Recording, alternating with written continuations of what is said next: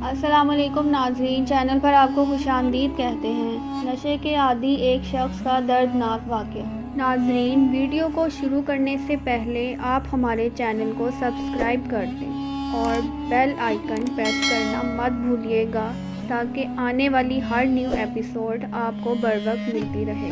कोई मुझे इस लानत से छुटकारा दिला दे, खुदा दुश्मन को भी इस लानत से महफूज रखे। ये तो इंसानों को कहीं का भी नहीं छोड़ते। इन ख्यालात का इजहार चनेसर गोट के रहने वाले एक शख्स इब्राहिम ने किया, जो हीरोइन की लत में पड़कर सारा दिन इधर उधर मारा मारा फिरता है। इब्राहिम के बारे में पता चला है कि वो अच्छा खासा वेल्डर था। ये खूबसूरत नौजवान दिन भर मेहनत करके अपने बीवी बच्चों के साथ सुकून की जिंदगी बसर कर रहा था। इब्राहिम के मुताबिक हीरोइन का चर्चा सुनकर दोस्तों की तरगीब पर वो उसकी तरफ माइल हुआ, लेकिन रफ्ता रफ्ता घर का सुकून बर्बाद होता गया। फाका कशी के बायस चंद रिश्तेदारों ने बच्चों को तो सहारा दे दिया, लेकिन वो खुद कूड़े और गिलाज़त के ढेर पर सारा दिन कागज वगैरह जमा करके फरोख्त करता है, लेकिन इस आमदनी से सिर्फ वो नशा ही पूरा कर सकता है। इब्राहिम से पूछा गया कि तुम एक अच्छे कारीगर हो, फिर क्यों गंदगी के ढेर पर घूमते हो? जिसका जवाब देते हुए इब्राहिम ने कहा,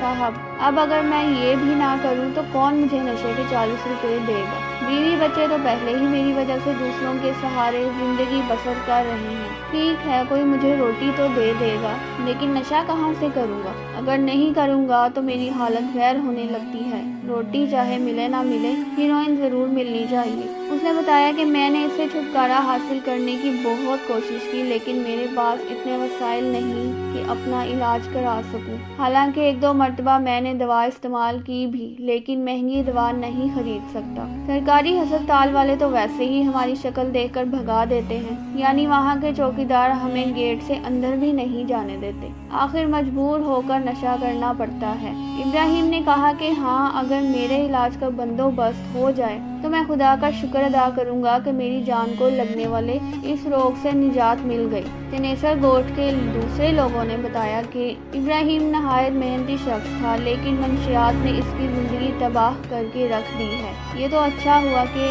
इसके रिश्तेदार इसके बच्चों की देखभाल कर रहे हैं, वरना इस जमाने में कौन किसी की परवाह करता है। इन्हीं लोगों के मुताबिक ये शख्स रात को गंदगी के ढेर पर ही सो जाता है। इब्राहिम ने कहा कि सरकारी तौर पर हम जैसे नाकारा लोगों का इलाज हो जाए तो बहुत से भटके हुए नौजवान राह रास्त पर आ सकते हैं। काश मैं इस दलदल में ना फंसता जिसने आज मेरे घर को तबाह बर्बाद कर दिया है। मेरी बीवी ना जाने किस हाल में बच्चों की परवरिश कर रही होगी। बच्चे मुझे देखकर क्या महसूस करते होंगे कि ये कैसा बाप है। गंदा मुंह, बाल बिखरे हुए, कपड़े भी साफ नहीं रखता, और पता नहीं मेरे बच्चे क्या क्या सोचते होंगे। वो मासूम चेहरे भी मुझे देखकर जरूर परेशान हो जाते होंगे। ये बातें करते हुए इब्राहिम की आंखों से ज़ारों की तार आंसू जारी थे और वो सामने मैदान में लगे हुए एक गंदगी के ढेर पर रद्दी कागज उठाकर अपने थैले में डालने लगा। हासिल यकीनन नशा इंसान के लिए जहर कातिल है। ये इंसान को तबाह और बर्बाद करके छोड़ता है। जैसा कि मंदरजा वाला वाकया इबरत दिलाने के लिए काफ़ी है कि आइंदा हम खुद भी ऐसे नशों से बचें और दूसरों को भी बचाएं। अल्लाह ताला समझ अता फरमाए। आमीन या रब्बुल आलमीन। वीडियो को लाइक करें और चैनल को सब्सक्राइब करें और बेल आइकन को प्रेस कर दें। शुक्रिया।